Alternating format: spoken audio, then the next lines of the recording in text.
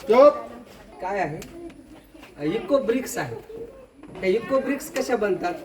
जे आपलं wasted plastic आहे रस्त्यावर पडलेलं किंवा कुठलंही रॅपर्स जे आहेत, मुलांनी प्रत्येक रॅपर्स असं मध्ये टाकून एका काडीने वगैरे असं जाम केलं, ह्याला फिट केलं आणि फिट केल्यानंतर हे अगोदर पहिल्यांदा स्वच्छ करायचं आणि स्वच्छ केल्यानंतर स्वच्छ रॅपर्स मध्ये जर टाकले तर एक गच्चर एक वीड बनते, ब्रिक्स, इको ब्रिक्स. ह्याचे फायदे काय काय आहेत?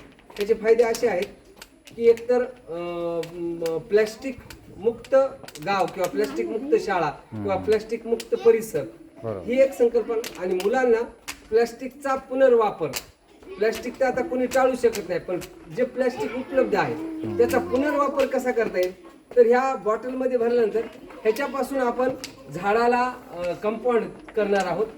सुंदर असं कंपाऊंड झाल्यानंतर यामध्ये हे सुंदर दिसतं, हे मजबूती आहे आणि सुंदरही दिसतं. आणि सुंदर दिसण्यापेक्षा हे प्लॅस्टिकचा पुनर्वापर ह्याचा छान होतो, एवढे होतं हे आहे.